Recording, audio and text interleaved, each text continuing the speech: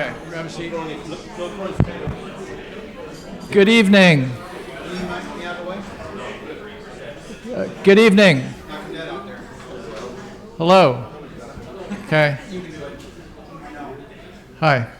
So, my name is not Phil Robertson. He's coming soon.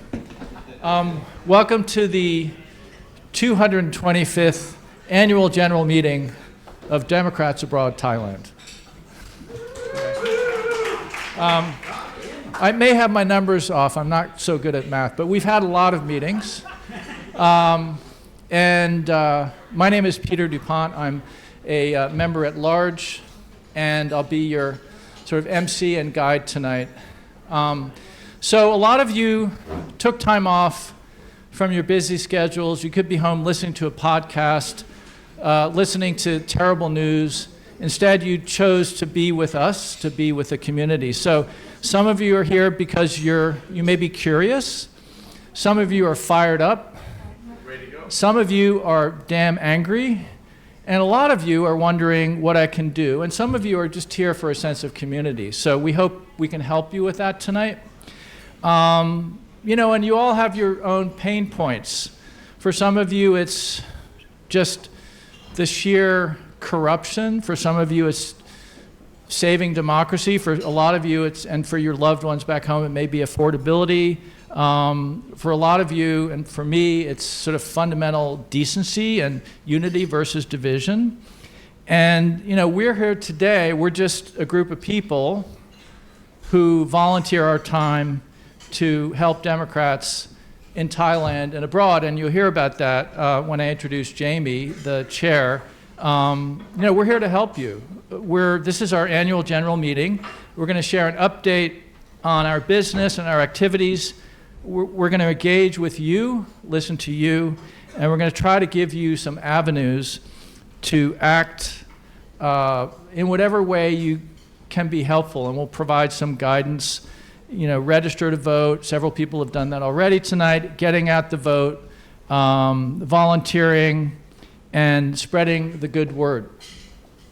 So in that vein, there's a few of us who are going to go spread the good word in Chiang Mai and revitalize that chapter this Saturday.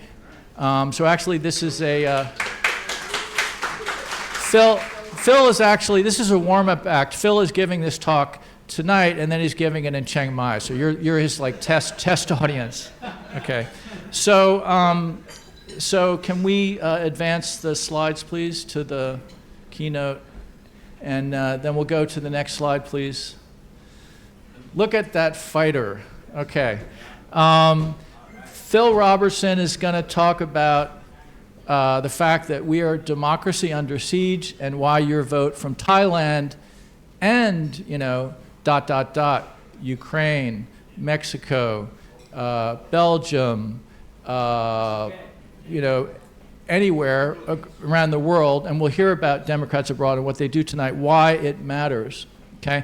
So I met Phil in early 1990s, and, very interesting guy. I remember having a conversation with Phil about sort of the news and how one reads the news, and he said, I just go past all that op-ed shit and I find out what actually is going on. So he focuses on issues, he focuses on people, he focuses on problems, and tries to avoid the editorializing, and he's built an incredible career being at the forefront of human rights and democracy in this region. So it's a real pleasure to be able to introduce you tonight to test drive the talk you're going to give in Chiang Mai on Saturday morning. And there's an embargo on this. Please, no videos, no release until Saturday morning. So Phil, you have the stage.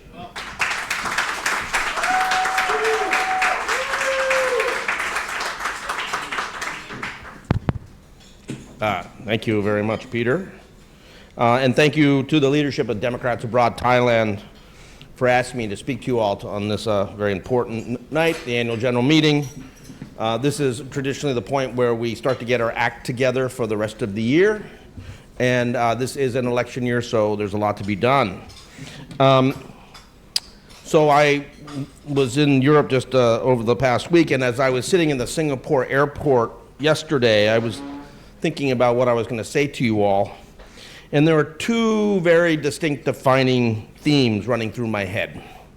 The first comes from actually seeing a lot of former President Barack Obama on YouTube. You know, he was taking the Stephen Colbert questionnaire. He's going everywhere to tout his Obama Presidential Center and campus, you know, which actually opens on June 19th, of course, Juneteenth holiday. You know, and the campus looks pretty amazing with the Presidential Center and a forum and a home court basketball court, John Lewis Plaza, even an Eleanor Roosevelt garden, and a great lawn for sledding and picnics, you know, depending on the season. So what else could you ask for? And I was thinking, you know, this is what normal looks like. This is what America looks like when it's run by a responsible adult who actually happens to be a progressive Democrat. You know, this is the guy who passed health care reforms that we all benefited from and that the Republicans are still trying and failing to undo. And I was thinking about his famous campaign story about campaigning as an underdog and a long shot in some really rural areas of South Carolina, and the resulting slogan. And the resulting slogan was fired up, and then everybody says, what? Ready to go, right? So let's try it. Fired up. Ready to go. Fired up. Ready to go. Fired up. Ready to go. Fired up. Ready to go. All right. And I remember where I was on election night in 2008. Do you remember where you were? It's one of those things, you know, I think most of us remember. And actually, I was the chair of the Democrats Abroad Thailand that year, and we were all down at the Roadhouse barbecue, and the joint was rocking. And I remember tears falling down my cheeks as Obama gave his victory speech. You know, I remember an incredible campaign back in the United States, of course, but also here in Thailand. You know, we grew our membership by 6 times that year. 6 times. You know, this committee is one of the largest committees in Asia of the Democrats abroad. We grew our treasury even more than that, selling these T-shirts. And now, if you try to find one now, kind of hard. But, you know, I remember going to Koh Samui, and somebody said, "Obama, Obama!" You know, all the motorcycle guys by the ferry, they were psyched. And, you know, I remember actually here we had the Democrats abroad primary, the global primary. And I remember young Americans, like my daughter, who grew up in Thailand, voting for the first time ever in their lives in our global Democrats abroad Thailand primary here in the FCCT. And, of course, Barack trounced Hillary in 2008 in the overseas Democrats abroad primary. So I remember it was a victory that made me think everything was possible. That our country was finally on the right track over the long term. And that America would be a force for good in the world, for rights, for environment, for development, for democracy, for all the things I care about. I remember thinking we'd finally arrived. And that was after all the disastrous years of the W. Bush administrations, the debacle in Iraq. You know, and to be so honest, I was actually also happy that I was able to hold my head up high and feel proud when talking to friends that are here in Bangkok from Europe and elsewhere, you know, that I was an American and we finally did the right thing. And so I thought, damn, the second thought I was thinking in Singapore was, how the hell did we get to this point? With arguably the worst, most corrupt, and most incompetent president in U.S. history. Taking a wrecking, thanks. Yeah, I got teared up again. Absolutely. Yeah, I mean, fired up. Ready to go. Yeah. You know, with, you know, the worst president in United States history taking a wrecking ball to just about everything that matters. Trashing voting rights, check. Running roughshod over democracy and accountability, check. I mean, what would you say about, you know, suing the IRS then reaching a $1.8 billion deal, slush fund settlement with the acting AG that actually happens to be your former personal attorney. And then as part of the agreement, you, your family, and your businesses all are exempt from further prosecution of past taxes. And oh yeah, we're going to have a conga line of 6 January conspirators and rioters lining up to get money, your money, taxpayer money, trying to attack the U.S. as a diverse, multicultural society, check. Attack the provision of affordable health care, check. Destroying basic affordability, check. Creating fear on the street with an armed militia called ICE, check. Freedom of expression, environment, global climate change, labor rights, wages, check. Global development, you know, that's the field I worked in, human rights and development. Try to find a job there now. USAID's all gone. Defending global health response, I mean, I noticed that Ebola is on the way again. It's going to be worse than the previous time. You know, the U.S. is not in the WHO anymore. Starting stupid wars, failing to protect refugees. I mean, I'm sure that we could all come up with a lot more of these, right? I think you get the point. We got complacent. First with Hillary in 2016, and then with Biden in 2024. Now, I'm not going to trash talk Joe Biden. He did a lot of good things, passed some serious laws, built a lot of infrastructure, and he moved the country forward through a very difficult time in the pandemic. But he should have launched the prosecution of Donald Trump for 6th of January, the day after he took the power in the White House. And when you promise to be a one-term president and you enter the White House at age 78, you should keep that promise. Not seek to revise it just because you did better than you thought in the 2022 midterm elections. And when you pump trillions of dollars into the economy during the COVID pandemic, well, of course there's going to be inflation. Prepare for it. Get your act together. Now, none of this is rocket science, okay? And, you know, I feel bad for Kamala. I mean, she was handed this at the last minute. But, you know, just because the right to choose did well in 2022 midterm elections does not mean you can run an entire campaign on that, especially when you're up against high prices and job insecurity. So we got complacent. And we're fighting against Trump. And say what you want about this guy, but he's the world's greatest reality TV star. Every day is a new issue, new controversy, a new tweet, new outrage, and the media and the people around the world are watching it all the time. That's the truth of it. He sucks up all the oxygen in the room. And of course, his followers drink the Kool-Aid. Actually, they pay for the Kool-Aid that he sends to them. You know, look what happened to Senator Bill Cassidy in Louisiana this past weekend. And just yesterday, Thomas Massey.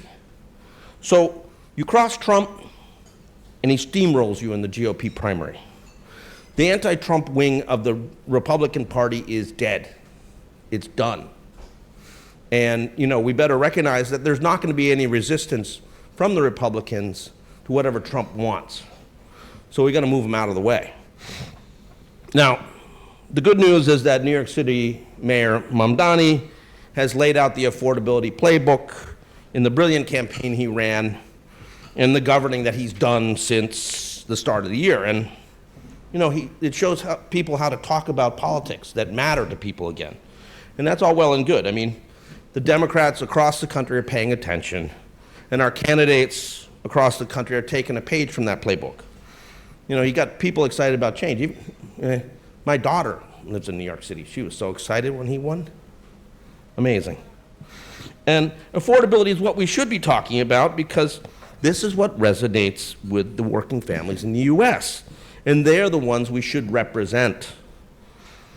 It's a bit frustrating, however, that we have to go through all of this again to remember the lessons that the strategist James Carville came up with in the Clinton campaign in 1992. Do you remember what he wrote on the whiteboard in the Clinton campaign headquarters?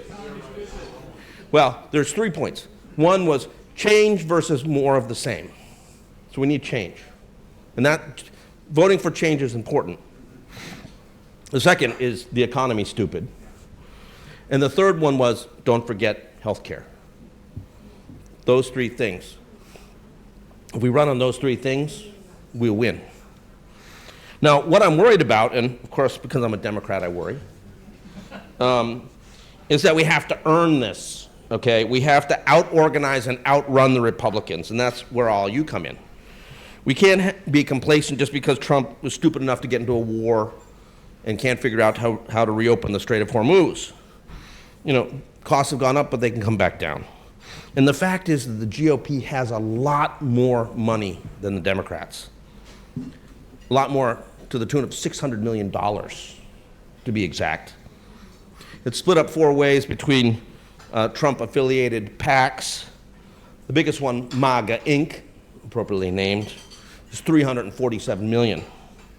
Then you've got Securing American Greatness, Never Surrender, and Building America's Future, which is Elon Musk's PAC.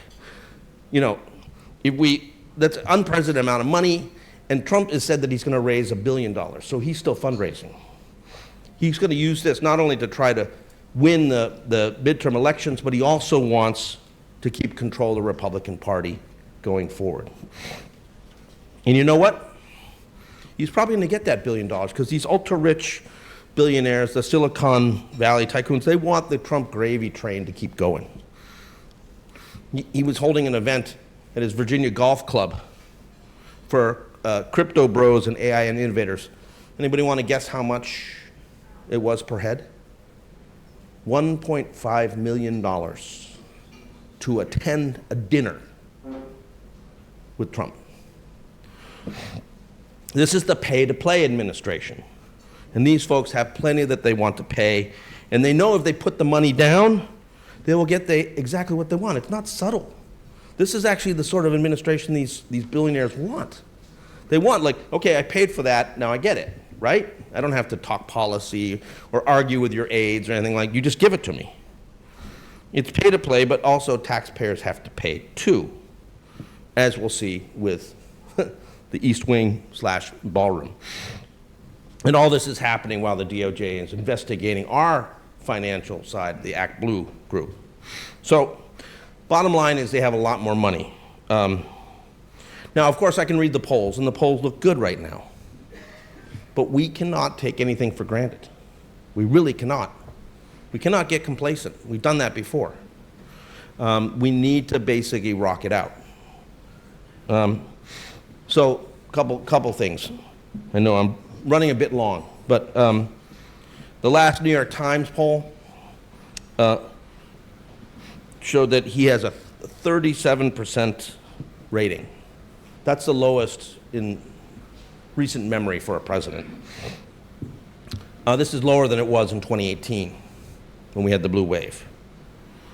The latest New York Times poll also only 28% people approve his handling of the cost of living. Only 31% think he's handling the war in Iran correctly. Only 30% believe he made the right decision. And a lot of the groups that left us in 2024 are coming back. Among voters 18 to 29, only 19% think Trump is doing a good job. And just 20% of Hispanic voters say the same. But whoops, now Trump is trying to steal the election with the redistricting playbook. I'm not going to go through all the details of that. But right now, we're on track to probably be disadvantaged in many as 15 congressional seats. So money and cheating in order to basically try to tilt the playing field his way. This is why we have to turn out big time and win the House. And the Senate is going to be uphill too. You know, now the pundits are starting to say, well, maybe the Senate's in play. Well, you know, basically what you have is probably 2 seats where we have a reasonably good chance, North Carolina and Maine. And if you haven't seen the Graham Plattner interview in the New York Times, take a look. It's really good. I actually tweeted it. I tweeted a free version of that article, so you can you can read it without having to subscribe. But any case, it's very, very good. But after that, it starts getting really dicey. Is Sherrod Brown going to beat a Republican in Ohio again? Can James Tallarico win in Texas? How many times have we said, geez, the Democrats look like they have a chance in Texas?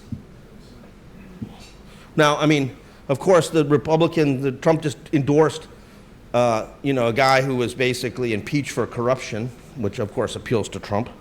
But ultimately, it's going to be a hard slog. Can we win Alaska? Maybe.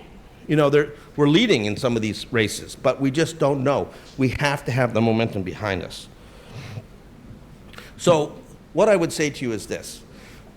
We need to out-organize them. We need to outrun them. We need to recognize that much of what Trump's done has either been by fiat, like, I'm not going to ask anybody's permission, I'm just going to tear down the East Wing, or it's done by presidential order, executive order. If we don't move him out, if we don't take control of the Congress, he's going to have an opportunity to codify some of these things as laws. Now, if he doesn't, if we control the House and the Senate from November onwards, if we have a Democratic president who comes in 2029 in January, he can just rip up all those executive orders. And we start to get back to some sort of sense of normalcy. But if Trump can hold on, we're going to be trying to undo laws, and that's going to be hard. So that's what we're against. For us here in overseas, ask yourselves, do you feel comfortable suggesting to your friends now that are not American citizens that they might want to visit the U.S.? Kind of strange, huh? Yeah, make sure you open up all your social media accounts so we can see that you haven't been talking trash about the orange monster. Do you feel comfortable going into a group of non-Americans and saying, hi, I'm an American? Do they look at you kind of funny? Ooh. Yeah, okay. Do you think that the sort of things that we have seen can pass for normal? Or do we want to go back to where we were in 2008 and 2012, where we had the country moving forward and where there was some hope? Keep hope alive, right? Well, it's the economy, stupid too. So thank you very much. And welcome any questions if we have time for those.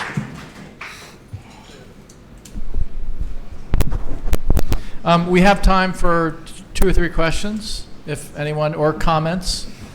People feel like they want to get riled up and share what they're thinking. Fired up.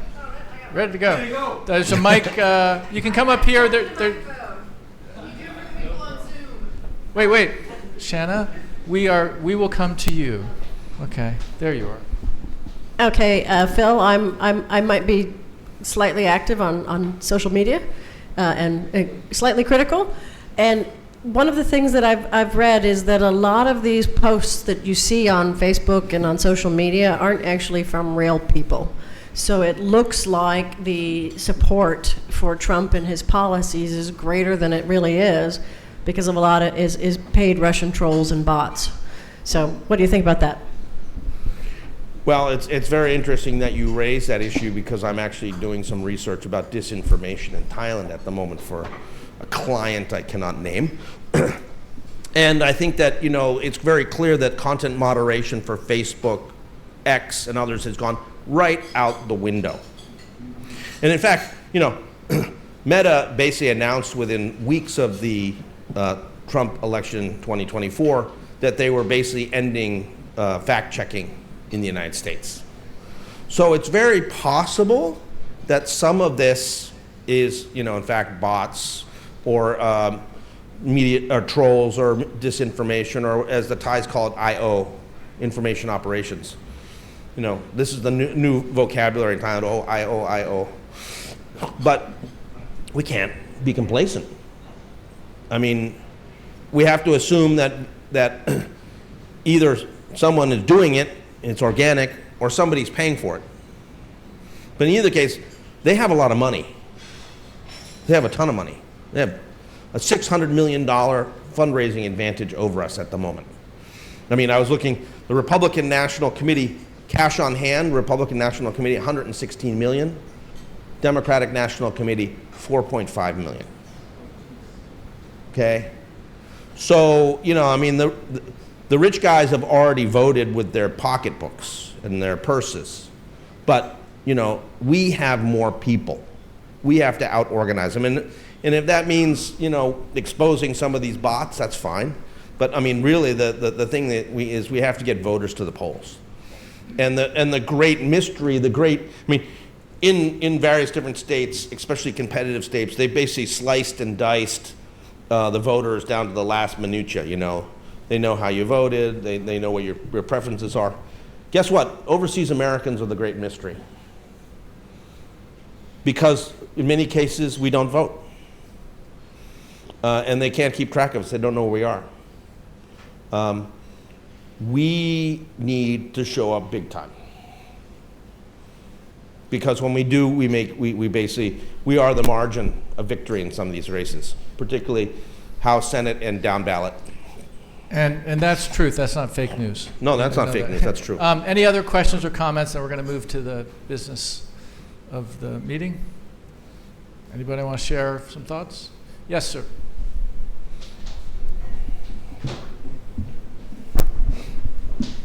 Hi, good evening to you. My name's Kumar. I'm a British citizen, and thank you for having me here. I'm very interested in constitutional affairs, and I'm obviously concerned that what happens in the US impacts a lot of the rest of the world. And I'm curious about the dangers of assuming this is a national problem when the powers that be maybe extend beyond borders. And following on that last point, if one of the problems is accountability on social media, what do you think that other nations might be able to do in relation to chip manufacturers, in relation to phone manufacturers, that the US can't currently do? Well, I think I've often heard it said by my non-American friends that, like, hey, we should get a vote too. Because whatever you guys decide affects all of us. And I think, you know, as we're seeing with the Straits of Hormuz and the impact here in Thailand and elsewhere, that's very true.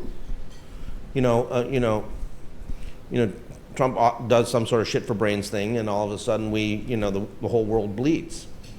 So it's a big issue. I mean, I think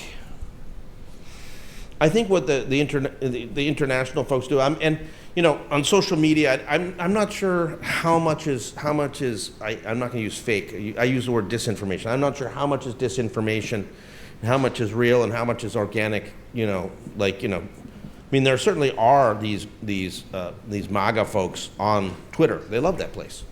But you know, if they were real big fans, they'd be on Truth Social, and how come that keeps losing money? I would say this. I would say that there needs to be a general chorus of international disapproval for things that hurt Europe, that hurt Australia, that hurt Asia. You know, people should speak up. You know, it's not just the purview of Americans to try to police Trump. You know, if you see something, say something. You know, I mean, it's a basic tenet of global life, and that we should all be able to comment and say things. And you know, you can tell when somebody doesn't have an argument on social media when they start like trying to like make it about you rather than about the issue you raised. You know, the ad hominem tack. You know, I love it. The MAGA people say, "Oh, you have TDS," like anybody really cares what that is. You know, I mean, they're in their own little bubble, but that's what it is. Okay, Jamie? Actually, I wanted to reply to Kumar because if I may add on, that was a great answer. One of the things when we talk about other nations is incredibly important is looking at organizations like the ITU. They're actually the ones that regulate band allocation. They're the ones that regulate media management. The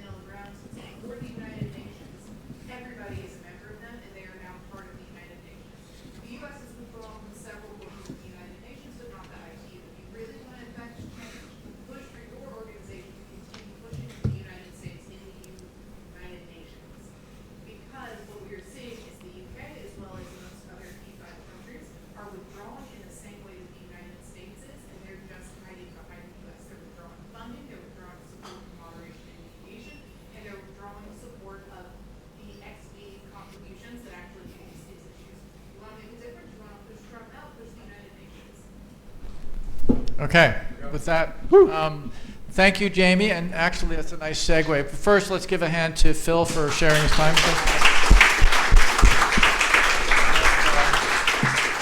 us. Phil, do you have a book you could sign for people, or you just provide? Anyway, he's available afterwards to sign your shirt or anything like that. Anyway, Phil's a great guy. He'll be around for a while, knowing him, probably hoisting a drink or two. And thank you so much for taking the time. And I think Chiang Mai is going to be Saturday morning, so people are just going to be waking up. Yeah, fired up, ready to go. Okay, so now we're going to move on for the next 50 minutes or so, we're going to go through business, okay? Like, what is Democrats Abroad? How do we operate? How can you get involved? What is our, what sort of resources do we have? So with that, I'd like to introduce Jamie Brennan, the chair, two-time chair, to take over. Jamie?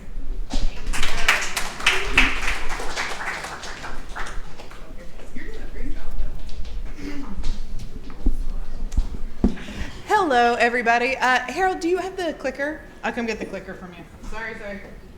Oh, way to go, Harold. Okay, never mind.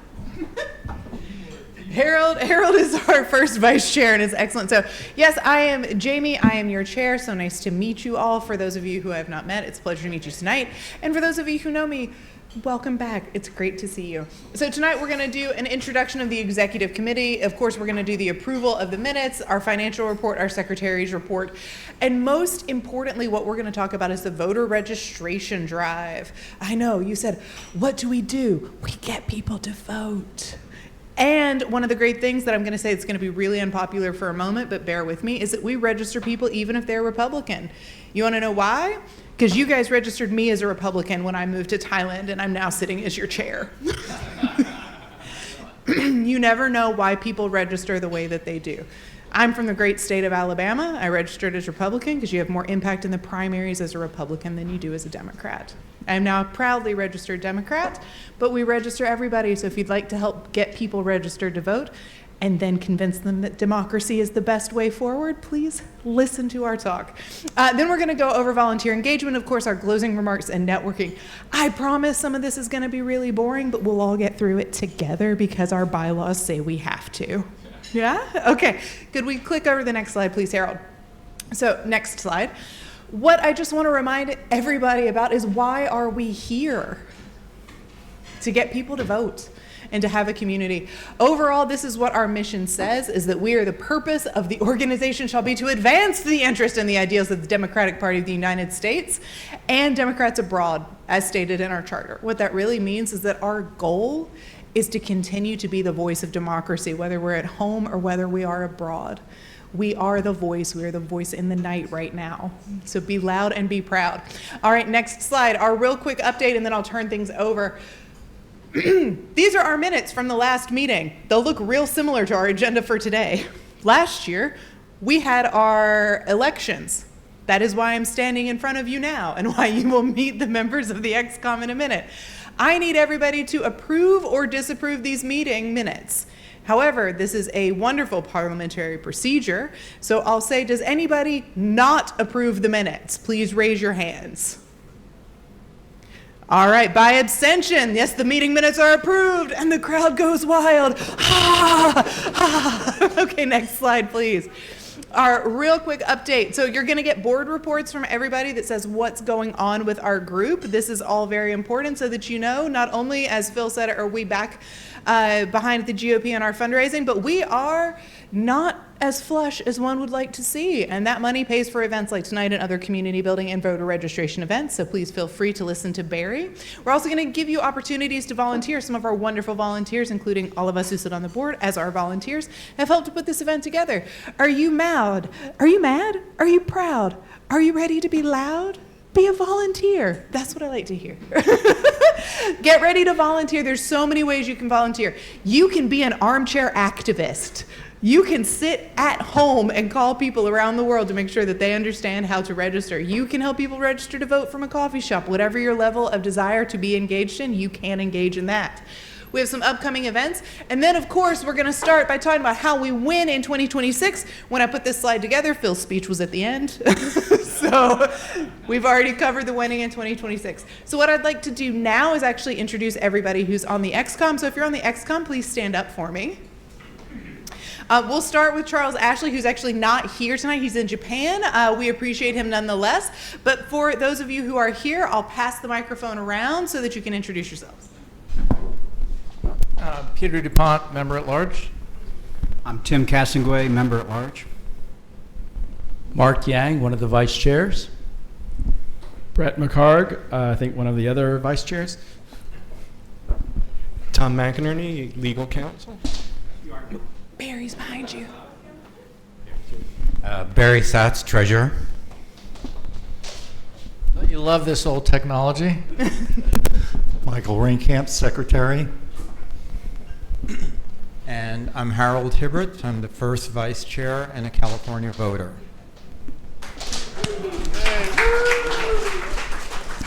So I just want to say a real big thank you to all of the people who serve on the board, myself included, because we put a lot of time into this. Yes, thank you. No, because everyone who's on the board, it's a fairly big time commitment, and it's because we all care. We care a lot about all of you having access to the ability to vote and about having access to information, and that's what we're here for, so we'll all be around to answer more questions. And if we can go to the next slide, I'm going to turn things over to Barry, our treasurer, to go over the treasurer's report. Thank you.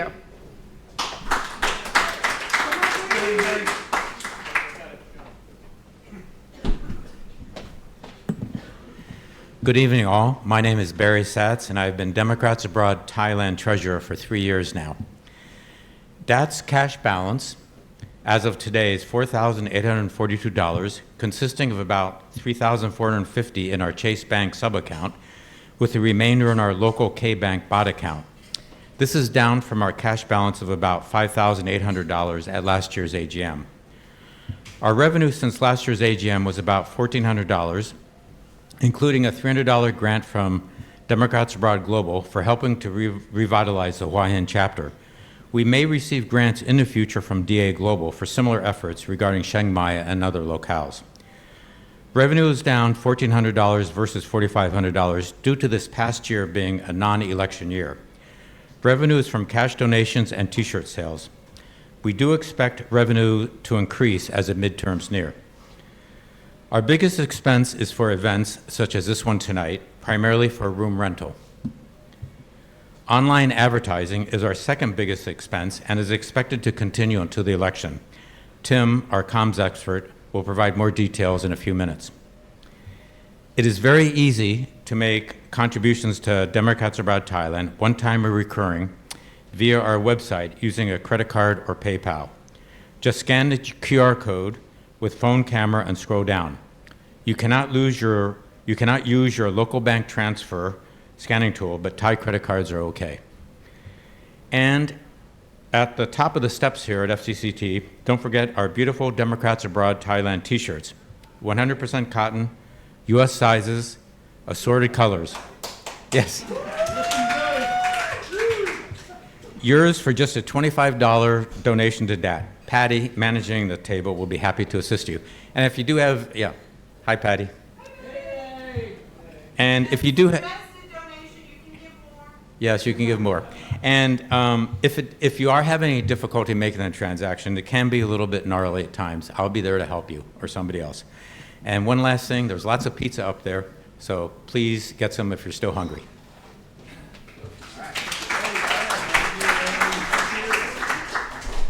So in addition to paying for the pizza, what do we do with this money?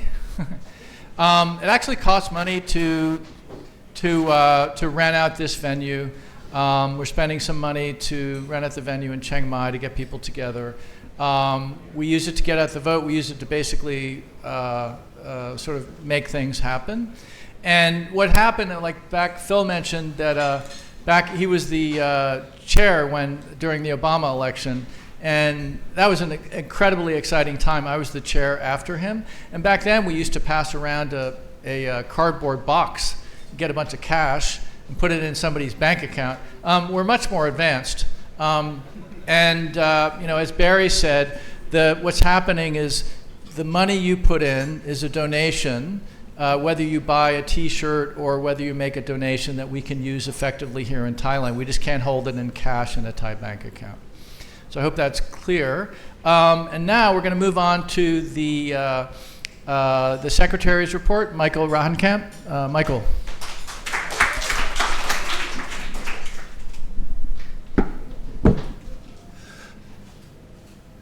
We have gotten 1,530 members in Bangkok and surrounding areas. We increased that by 2 tonight. Chiang Mai, northern provinces, 589. We hope to increase that when we go up to Chiang Mai on Saturday. Pattaya and Eastern Seaboard, it's 163. Elsewhere is 466. We have a total membership now of 2,750 actually. And membership in May of 2015 was 2,783. We've had lost members because of moving and basically moving out of the area, moving to different chapters. So, but even so, we've gained 38 more. And basically that's the totals for the membership. Anything else?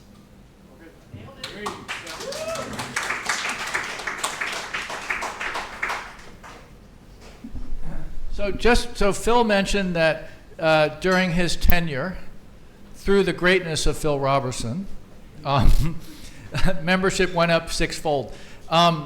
Actually, there was someone called Obama, I think, who had something to do with that. But it went from like something like 600 or 700 to like 3,000. I mean, it was just amazing, right? Now, the problem with that is, can you go back one slide? The problem with that is we're still stuck at that level. Okay, and there's a number of things related to that. One is the itinerants, like a lot of members are teachers and they rotate. It's like, and Tim Castonguay is going to speak next, but we want to supercharge that. Tim will talk a little bit about some social media systems we have and what he's been doing, but we're punching below our weight, like both in money, like it's, Phil, what you said, like I can't believe that the DNC has like 4 million on hand versus the Republicans, whatever you said, 215 million or something like that. So we gotta get fired up. Ready to go. Yeah. Okay. So Tim Castonguay, a serial entrepreneur, and also is going to talk about our social media and communications. Thank you. Good evening, all, and thank you for coming. First, I want to just say thank you to Phil Robertson for a great talk. It's clear that our democracy has been stolen, and it's going to take all of our participation in order to get it back. I see that you guys are committed, you're here, so that's the first step. We've got to reach out to others. We've got to make this thing happen. We've seen so many elections come down to just a few votes. There was one that was just one vote. I don't remember which one this was. I'm sure you guys, quiz night, can tell me, but point is that it's very important, and we've got to just reach out to everybody we know and make a difference. To that end, I wanted to mention that our communication committee asked me to speak about what we've been doing. And we've been reaching out via ads. We're going to reach out more via ads. That's part of where your money goes when you make donations, is to try and reach people, to let them know how important it is, but also how to do it. It's very difficult to vote from abroad. I'm sure you guys are old hat, you know how to do this thing, but the first time it's daunting, and then when you move to a new country, it's difficult again. Of course, Trump has made it even more difficult recently. But in regard to the comms, we've tried to continue the urgency that Phil spoke about earlier, how important it is this year, and then take you from there to another slide, which I'll show you in just a minute, for our website. Here you can see that we've reached 101,000 individuals. We've had 4,000, a little over 4,000 clicks. The costs in the CPC and the CTR is something that you, if you're not in communication, which I'm not, then you learn that that's fairly efficient and gives us a good view of what someone would expect that's trying to run advertisements. So if we can do the next slide, I just want to mention where that leads us to. And we've redesigned our website to make it where, you go from urgency of the ad as well as urgency in social media. Phil does some social media for us on X. Deva's doing social media for us on, I don't see Deva out there, but anyway, there he is in the back, on Facebook. And we're going to do more of that. But everything is about the urgency and about voting. And now our website also follows that. The next speaker is going to talk about that. Brett's going to show actually a couple slides of our new website. But it talks about the urgency, and then it goes on to turn that into action, which is voting, helping others to vote, getting involved, and that sort of thing. So that's what we're doing on the comms committee. We invite any kind of help that's out there, and appreciate you guys coming out tonight. Thank you very much.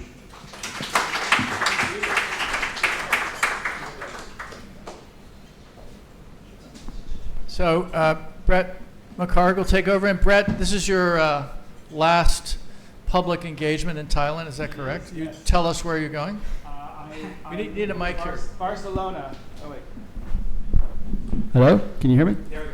Yeah, I'm what's called a trailing spouse, so I follow my husband wherever he tells me to go, and his next job is in Barcelona, so I'll be moving there July 1st. But I've enjoyed my 2 years here in Thailand and have really enjoyed working with the people here in Thailand on the executive committee. I previously was in the UK where I served as the UK chair, so I have a little experience with Democrats abroad, and they're all wonderful people. So thank you. Thank you. And if you want to, you should get involved. All right. In fact, what I'm here to show you is the website, actually, that is just newly refreshed. Thank you to Michael, our secretary, and Tim, who came up with the mock-ups, I think. I apologize to those who are anti-AI, but to AI for our beautiful logo. But we now have some imagery, and I think we decided to focus on that, to tell the people that America is in a crisis. I think that's obvious to us. We need to make sure it's obvious to everyone who comes here, so we've made that kind of our headline for the page. A little bit about the Thailand and where our chapters are, and then just 3 key actions that they can take when they come to our website. This is the page that the Google Ads will send you to, if I'm correct. That's right. Yeah. So if you're not a member, we want you to join Thailand, of course. We want you to attend events, but the most important thing is to get help voting. So let me click that. Oh, come on, please work. There we go. So this is our voter assistance page, and it's specifically tied to Thailand. We want to make sure people in Thailand can get the help that they need, and we need volunteers to help us to make sure we can help people get the help they need. There's also the broader Vote From Abroad, which is a global site, which I also kind of help. I'm kind of, my role in DA now is more as the global tech guy. I help out wherever I can with tech. But the Vote From Abroad site will help you get registered. In fact, I helped people get registered tonight. It's just had a huge revamp done last year, and it's in top-notch form, so I highly recommend everyone go there just to be impressed with the technology if that's what you like. But then there's this is where we want to make sure people know where they can get information if they're living in Thailand. Of course, the primary election dates for your country or for your state. Vote From Abroad, which is our global site. We want you to be able to join DAT again. And then also, maybe Tim can talk a little bit more about this, but basically we have the embassy ballot site, email, which I think will come to us if you want to get help, and then events for voter helps and booths. So we will be holding events where we invite people to come to us so that we can help them like we are tonight, help them get registered to vote. Is there anything else we need to talk about on these? Yeah, all right. Thank you, Greg. Next on the agenda is Harold. All right. And I think we're all all invited to Barcelona? Everyone is invited to Barcelona. You might have to sleep on the couch. Okay, mi casa es su casa.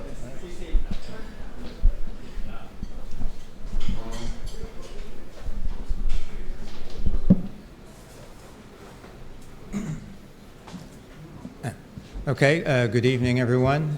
Thank you for coming. So after we get fired up and ready to go, what do? Well, we have to do something, and that thing is we can volunteer. Now, we need volunteers more than ever for these upcoming midterms. As you've heard, things are being rigged against us in the courts. And the only way we're going to ever overcome it is to make it too big to rig. Okay? So SCOTUS decisions, involving redistricting in Alabama and Louisiana, have allowed those states to halt already elections in progress, just so they can redo their redistricting maps and continue it.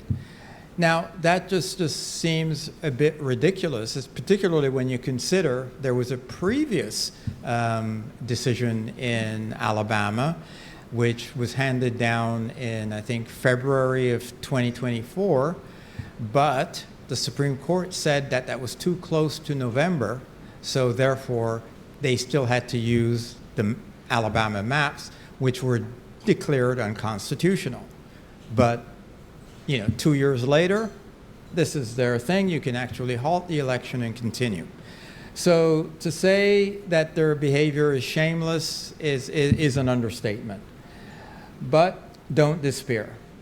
It just means Democratic votes, the votes from Democrats are going to have to count even more. And as I said, we got to get people out, update your registration if you haven't, and vote in these midterms.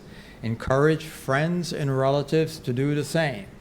And you can also volunteer to extend that approach beyond just your friends and your relatives. Now, the good news is that Democrats Abroad has created what it calls a training academy to make all of this a little bit easier and convenient. And so these are all of the courses that you can take at the DA Training Academy.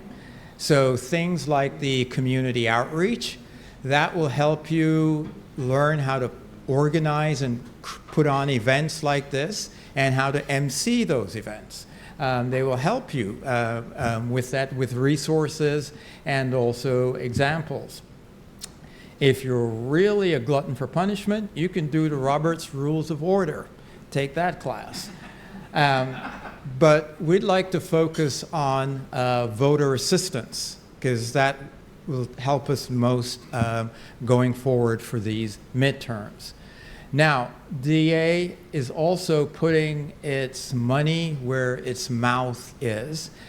They've created these grants called Ready, Set, Go for the different country committees. So within each country committee, if we get volunteers to sign up for these courses, take the quizzes and get registered, and help with local get out to vote outreaches, that they will award grants to the country committee to help defray some of the costs involved in putting on events such as this to get people out to vote. So we will be encouraging people in the Chiang Mai, Hua Hin, and Pattaya areas to volunteer to help us increase our funding to get out more GOTV events. So any questions? Again, don't despair, volunteer. And I have a volunteer sheet in the back. So if you want to sign up, we'll be in touch and give you further information on how to help us going forward. Okay. Thank you.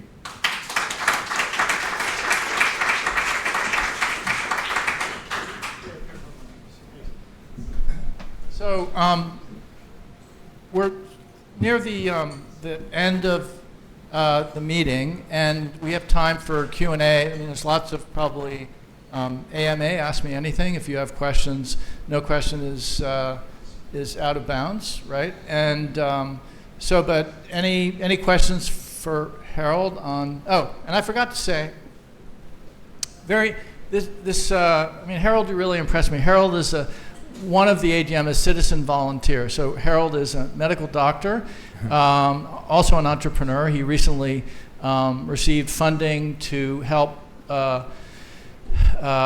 develop or to sort of implement a project in Thailand which will bring comfort to hundreds of thousands of people, I'm sure. It's basically a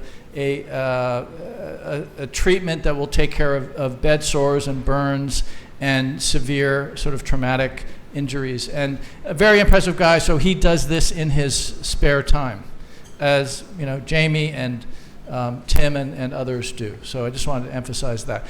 But we're here for you, right? So you have questions about volunteering, anything or any suggestions you would like to offer. I would say, I think now's not a bad time to say, we're going to have a couple of upcoming events. Anyone wants to go to Chiang Mai? There's 4 of us going tomorrow and Friday. We're going to launch the chapter and support Phil in his real keynote to the Chiang Mai chapter on Saturday morning. But we'll be also doing outreach for other chapters, and we'll be having some events. We're going to have an event, and so Barry, when did we decide on the event for the Politics and Pints? Have we decided on that date? Okay, so June 9th, okay, at O'Shea's on the little sub-alley. Do you want to just give that announcement? Yeah, it's June 9th, Tuesday, June 9th, on the rooftop of O'Shea's. O'Shea's is at Sukhumvit Soy 33/1. We've had other events there, both in a private room, but this is a rooftop. And if it rains, no problem. They have a retractable roof, but it's a very nice place. We've had other events there, and they've always been happy. Now, it'll be a place where you can go and talk and vent, but it'll also be a registration event. If you know anybody who wants to register to vote, then we'll help you register there. So that is Tuesday, June 9th, 6:30 till whenever. And for anyone who's a member, you'll get that announcement. And we're going to be doing that monthly, right? Every month, right? And you can register up to October before the election. Sorry, one more thing. We're also planning to have some coffee events too. For those who don't want to, did I turn this? Oh, yeah. There'll be some coffee events on Saturday or Sunday, early afternoons for those who might not want to go to a bar. But O'Shea's is actually a very friendly place, so that's no issue. But we're also planning get-togethers, registration events at coffee places. One place that was popular 2 years ago was the Starbucks at Major Sukhumvit Theater near Ekamai and Sukhumvit. Right, so... Right, so...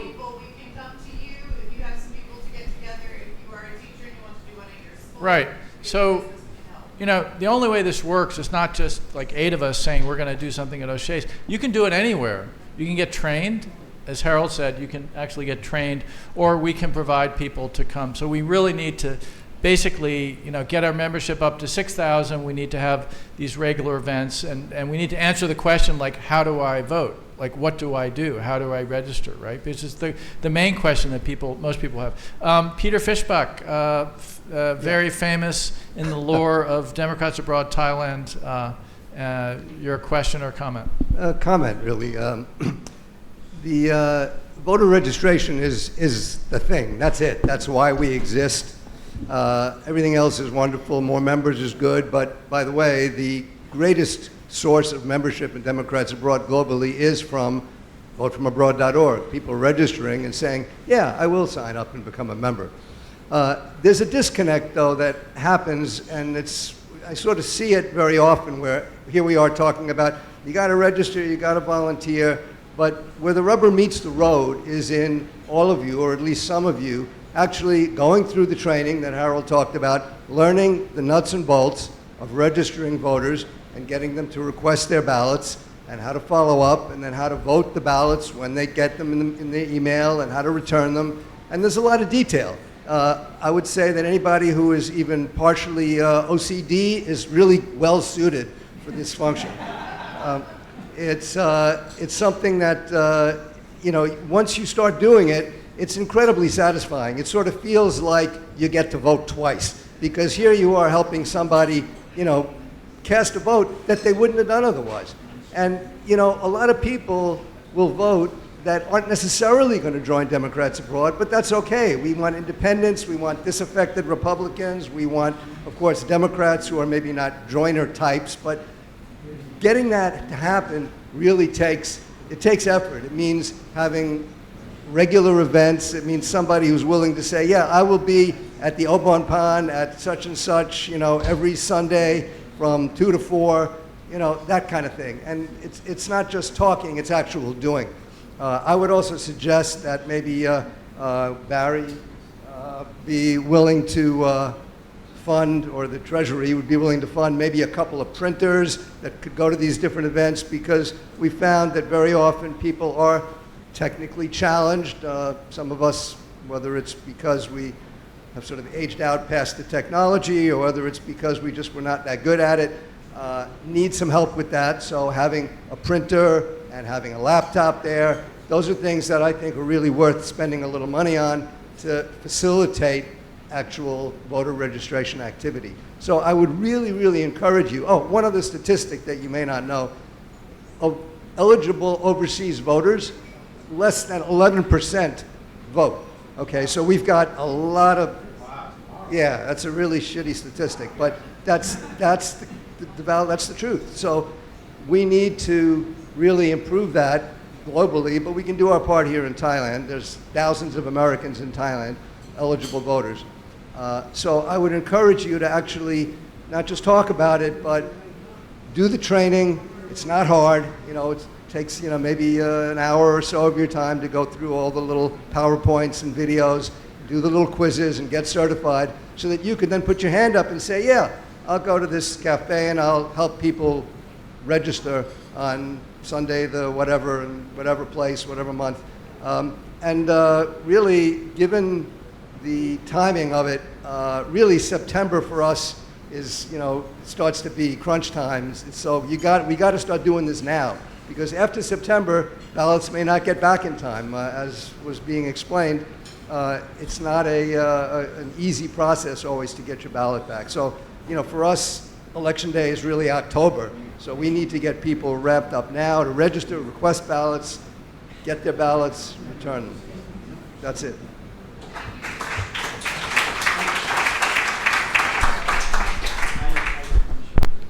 So a little thought experiment, like if those of you who followed the No Kings protests, how did that happen? So there's a group called Indivisible, and there's other groups, and they developed a handbook for how you can organize a local chapter, and they got frickin' 2,400 protests, with more people protesting than ever in the history of our country by having this distributed approach. And to sort of build on the math of what Peter Fischbach said, imagine if 40 people that are here today or that we know today, and they each are able to register 10 people a month over the next 5 months. Okay, so that's 500 people times 40 people, that's 2,000, and we can do much more than that. But that's the idea. It's not like we're sort of trying to light the candle and then hand it over to you guys. Any other questions, comments? Phil, you were going to say something?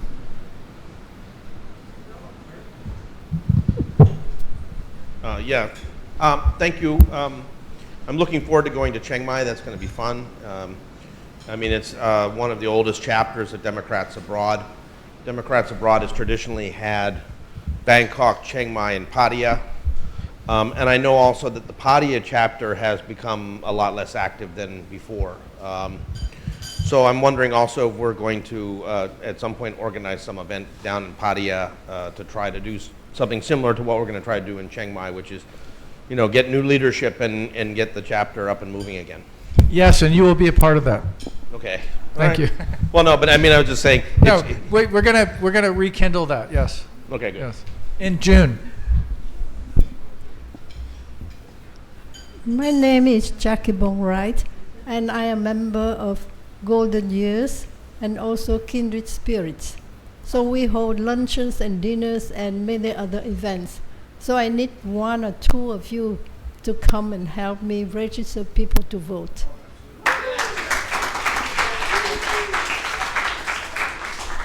Thank you.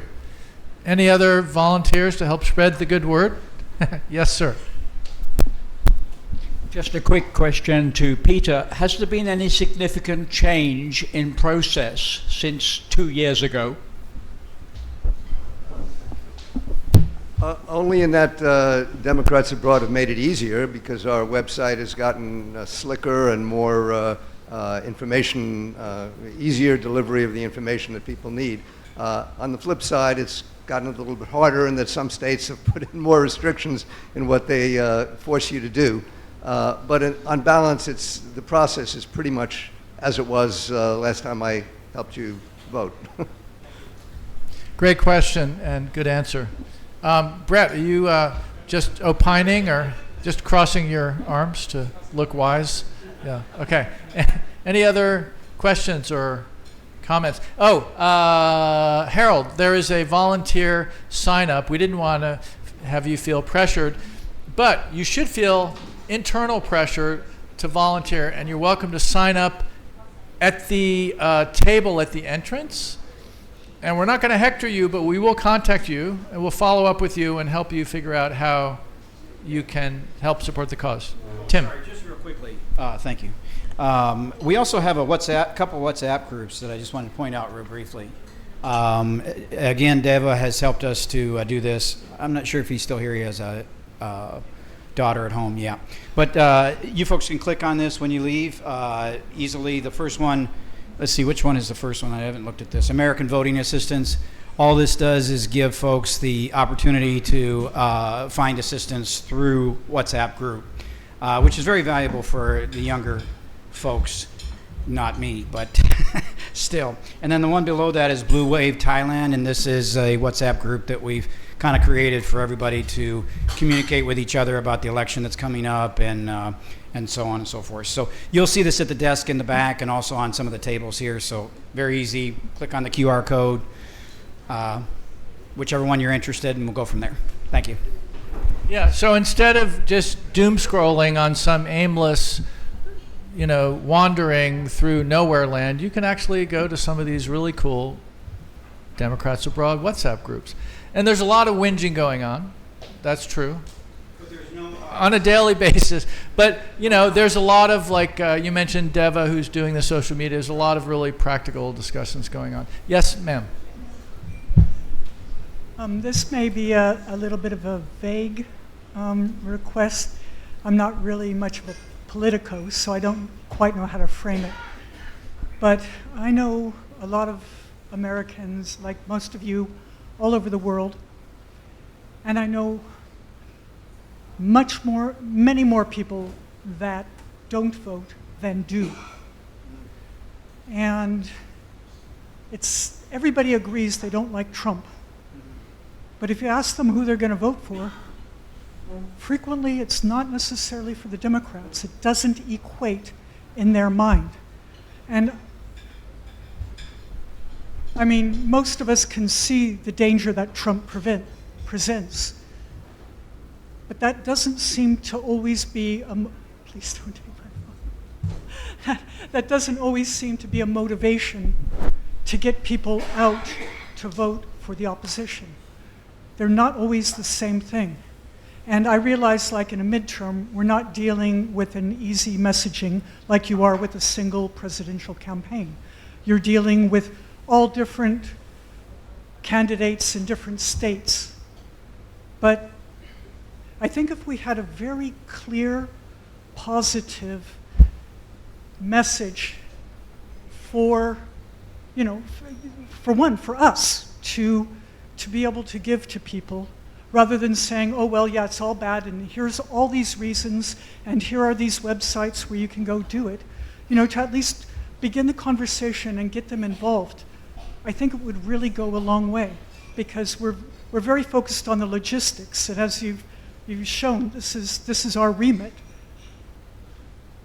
But yeah, 11% voting is not high, and I don't think it's always because people don't know how to or don't feel they have the opportunity. I would say the overwhelming, and it probably speaks to the people I hang out with, but the overwhelming majority of people, Americans that I know, just aren't going to vote because we haven't made the case. To them, they don't believe that we've made the case for them. And I don't know what the solution is for this. I'd just like to present this observation and suggest that we perhaps throw this into our mix of things that we do, because providing a voter registration for people who aren't interested, I don't know how much that will help. Sorry.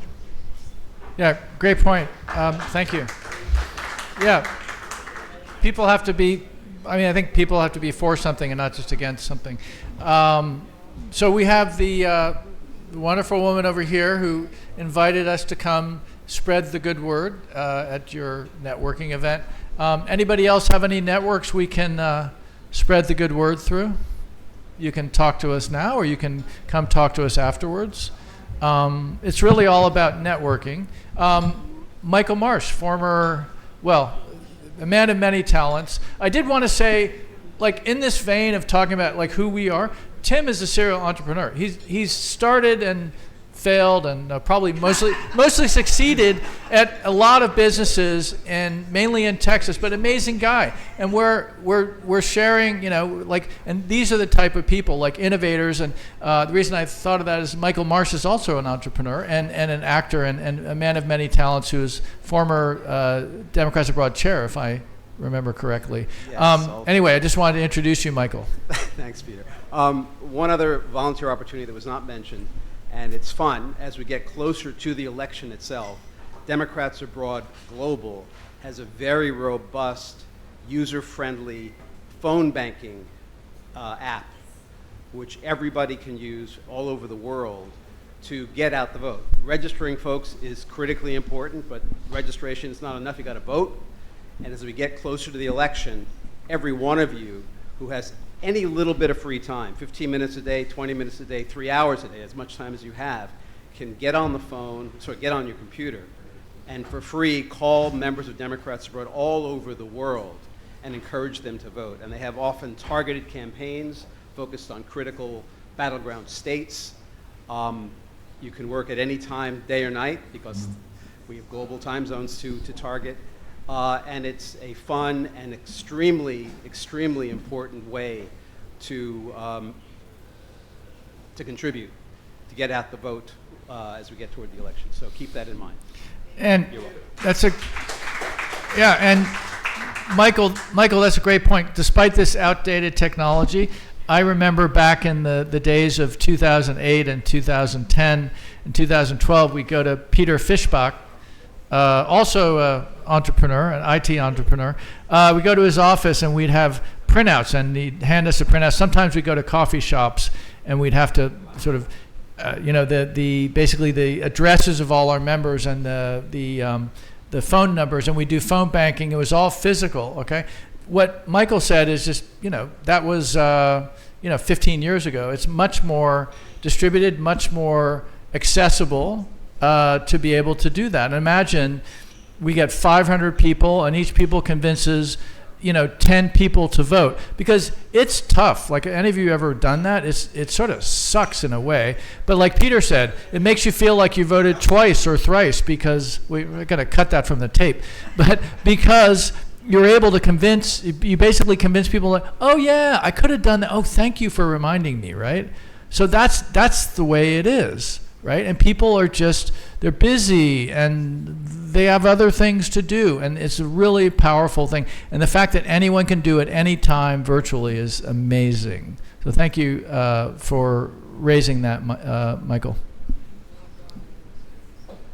Yes, I see a yawn over here from our general counsel. All our legal stuff, all our legal issues are sorted. Yes, We're not violating any laws. We're not encouraging people to vote twice or thrice. I'm sure that we're not. Okay, fantastic meeting. I think Phil is. Well, Phil, are you still here? Yeah. Well, thank you for kindling the fire. And you want to do one final little chant, and then we can wrap it up with that. Fired up. Ready to go. Fired up. Ready to go. Fired up. Ready to go. Yeah. And with that, with the power bestowed on me by the chairman, Jamie Brennan, I hereby declare the AGM convened or over. Thank you. Thank you.